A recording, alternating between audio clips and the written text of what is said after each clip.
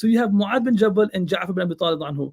Ja'far anhu, I went to Jordan right now, and I was just thinking when I was in Jordan, I went to the grave of Mu'adh bin Jabal. After all these years, their love for each other was so authentic and so amazing that even their graves are in the same land, like they're not far apart. Here's Mu'adh bin Jabal, and there's Ja'far bin Abi Talib.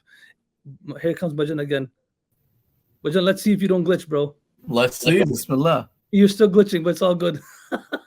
we need to do fundraiser for your internet and for your stuff, Bajan, for sure. No, my speed is like 300. That's my problem. I don't understand.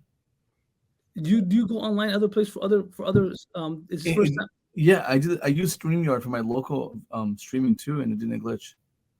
It's okay, Bajan. We feel your pain. It's fine. My pain is deep, my friend. But because your pain is deep, I'm gonna say one thing to you. But then you want me to say something. I'm gonna say that poem that my friend wrote for me. Okay, and I'll sing it. That's why I don't want to miss that poem. I'll sing it for you. Okay, and this is my friend just wrote it like recently, a couple of weeks ago, as I was talking about this concept of the Sahaba and how the Prophet, the first thing he did was built an ummah first. Before he did anything, he built an ummah, built a group of people that were ready to live and die for each other. So he says, I don't know. I'm gonna try to say it.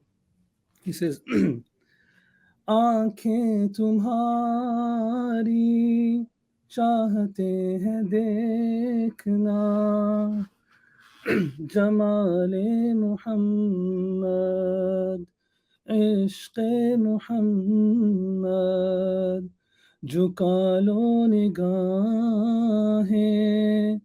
پلکوں میں موتی لے کے ندامت وفا کی علامت یہ مقدر ہے عشق کا وفا کی غلامی مٹا دو یہ فرقے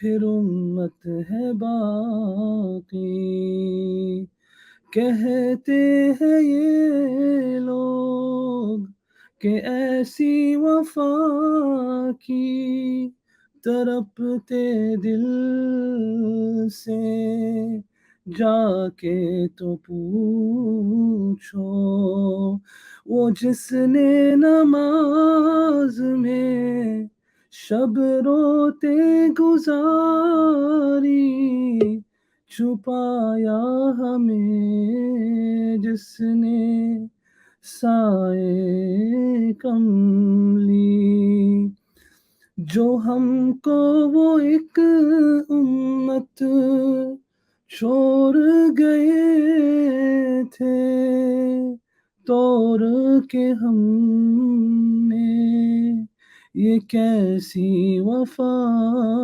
کی وہ طائف کی وادی میں کھا کے پتھر تڑپتے رہے تھے ہمارے لیے پھر انہی کے طریقوں کو ہم نے پیروں سے روندا گیا تھا یہ کیسی وفا کی آؤ ہم ایک دن جا کے مدینہ بنا لے مقدر عشق محمد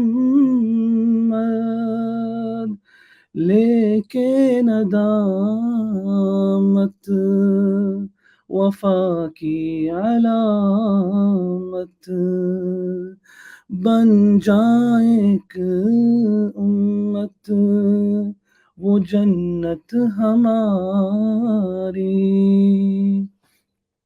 That's just the poem that he wrote. I mean, it's so beautiful. Like, I didn't know how to read it. Hopefully it did justice to it. But it's just written from the heart. And were you there? Yes, sir. Yes, sir. Assalamu alaikum. Assalam. MashaAllah, MashaAllah, Mufti Sab. That poem, I was just in the back end listening. Was so beautiful, so beautiful. MashaAllah. It's just basically the idea is ye kaisi wafaki, man. Like the Prophet did so much. So salam, he's like basically saying tarapte dil se jaake to pucho, man. Like go ask this man who had this heart full of pain, that how much did he do to bring everyone together. Unhi ke tariqon ko पैरों se ronda. It's like in the same things that he did, we just walked right over it, you know. What did we? It's like the ones that that ummah that the Prophet left together, we broke them apart. What kind of loyalty is this? The one who went to Taif and tolerated the stones that were being pelted at him. Tarap rahe the. Even at that time, he was restless and he still made dua for us.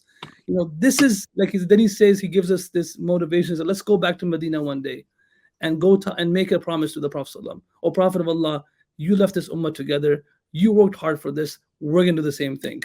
And so that's what the message of this juz to me is, man. It's just that if we have this love for each other, it makes following Islam easier. It makes everything becomes easier for us. Reading Quran, doing everything becomes easier. So Allah give us tawfiq, man. The Sahaba were like that. They had this immense amount of love. And of course, I can go on and on. I want to hear you, Bajan, about this. What do you think? Mufti Sab, number one, before we get into the content of the poem, I want everyone on the chat to say MashaAllah for Mufti Sab's boldness and his confidence to I don't think he prepared to sing it. He prepared to. Of course not. And you didn't look like you were prepared, but you sang so well. And God has given you a great voice.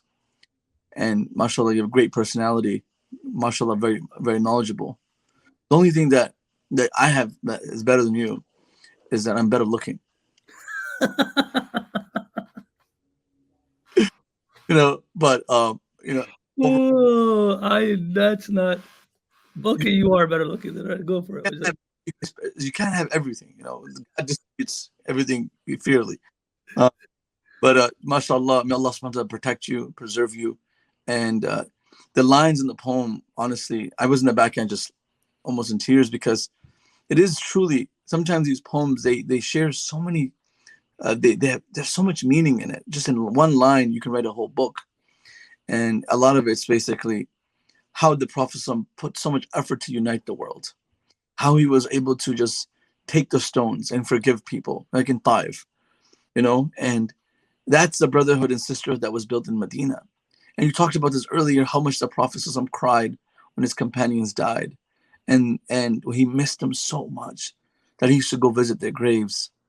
Years later, he used to talk about them. It was just a great community from every aspect. And really, only Deen can do that to you. Oof, you hit the nail on the head. Only Deen can do to you. يا أيها الذين اتقوا الله حق تقاته ولا تموتن إلا وأنتم مسلمون واعتصموا بحبل الله جميعا ولا تفرقوا. Only Quran, Deen, like a lot of people see, we love each other, right? Like, Mufti Sahib, if it wasn't for the parents, the Deen they put into our lives, we would not have this relationship.